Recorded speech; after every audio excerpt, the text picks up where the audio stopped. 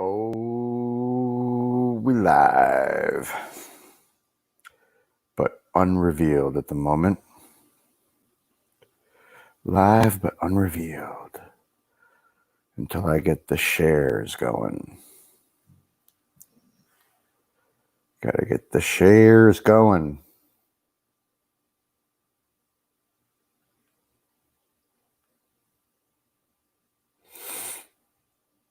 Gotta get those shares going. All right. All right, I think I can fire this baby up.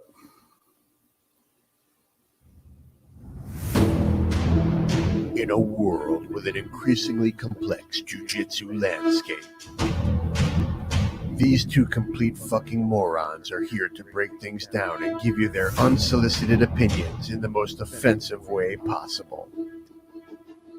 We're talking about the Old Man Grappling Hour. Tune in and listen, and we'll have you wondering where that hour just went.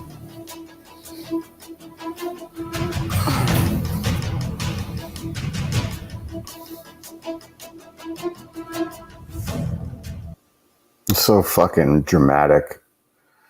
I love it. What's up, everybody? Here I am, sans Kevin. Kevin can join. I tried to message him, but he doesn't message me back. And I'm like, I'm going live. Actually, I don't think I told him. I'll tell him now.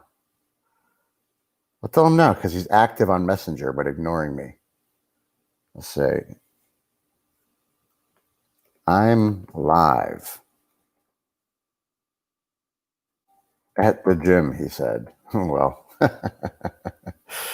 can't win them all. Anyway, I actually have a topic for today that I wanted to get into. It's kind of a serious topic for jiu-jitsu. Let me pull up my notes.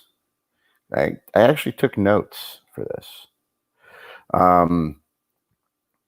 Basically, I want to talk about my approach as a coach in terms of the relationships that I have with my students, and the way that I conduct myself, because it's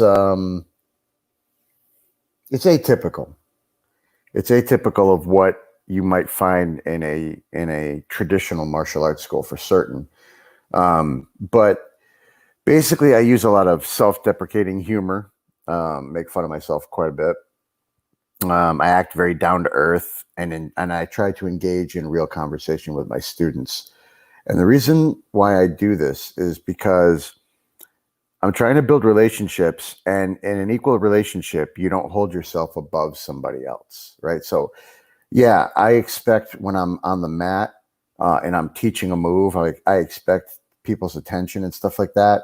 But you can also call me shithead 5 minutes later, and I don't care. So basically, the reason why I titled the video, the reason why I think Bushido is bullshitto is because I think when you add all this other stuff into jiu-jitsu, the bowing, everybody wearing the same uniform, and all the, basically people treating their professor as though their professor can walk on water. And the thing is that a jiu-jitsu black belt is just a human being, and he wipes his ass the same way you do. And that's really the attitude you guys as students should take with black belts. Any black belt. I don't care if they own a school. I don't care if it's Gordon Ryan. I don't care who it is. You show a man respect, he'll show you respect. And that's how it works. There's no, you don't walk into my gym and you have to earn my respect, but I demand yours right away. That's bullshit. You come in my gym, I shake your hand, and we talk, and you get your free lesson and stuff like that. But when we talk, I'm not talking down to you. It's like I'm trying to educate you about something that you might not know in terms of martial arts, jiu-jitsu. But I'm certainly not talking down to you, and I'm not trying to act like a big shot. I really don't like that approach to sales. I'm very passionate about jiu-jitsu when I talk to people. And as a black belt, one of the things that drives me crazy that I've seen other black belts do, not too many, but I've seen it. But it's like, you get these black belts that will get people to like pave their driveway and in exchange for like private lessons and shit.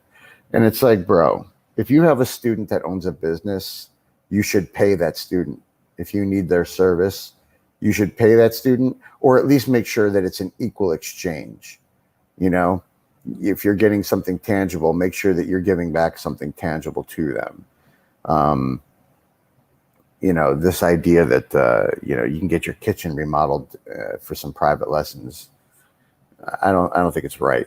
And I know that jiu-jitsu instructors have taken advantage of their students in that way, and and if you want to get right down to it, that's how a lot of the diddling happens, in the martial arts world, or in any in schools.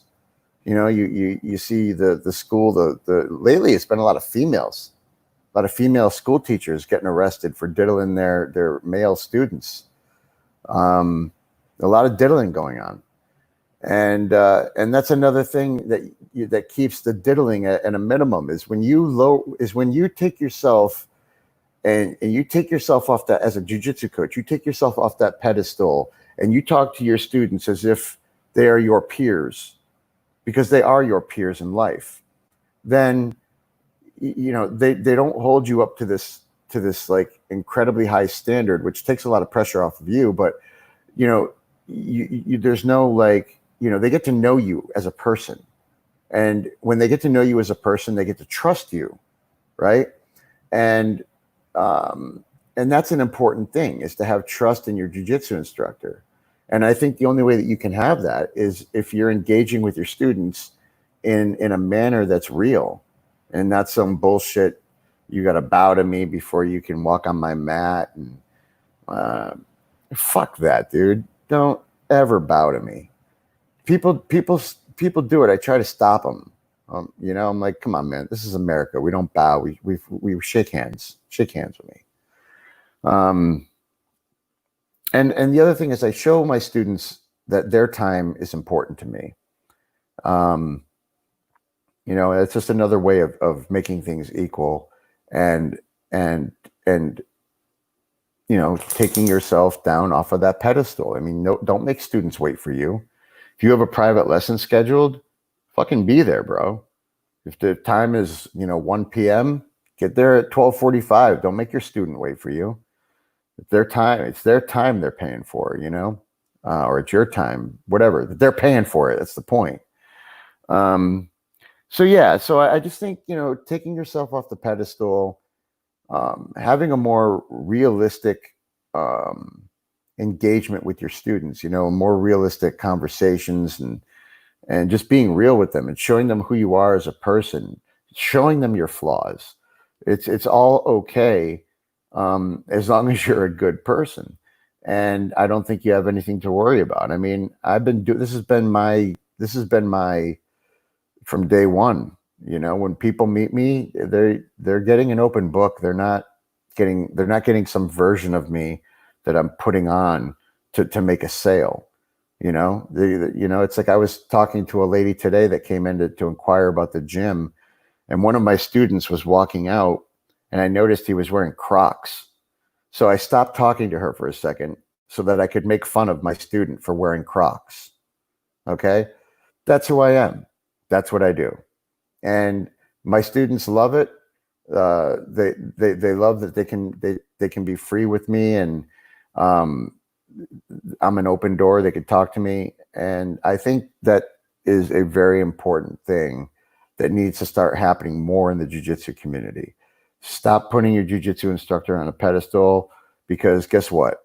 I'm just an asshole who's living in this world. I just happen to be good at a certain thing. I happen to be good at breaking arms and choking necks. Okay? Other than that, bro, I'm just another asshole. So remember that when you go to your class, okay? Remember that your jiu-jitsu instructor puts his pants on one leg at a time, just like you. Okay? Don't put your jiu-jitsu instructor on a pedestal. because that's when shit gets bad. That's when shit goes wrong, and people start getting taken advantage of. Kids start getting diddled.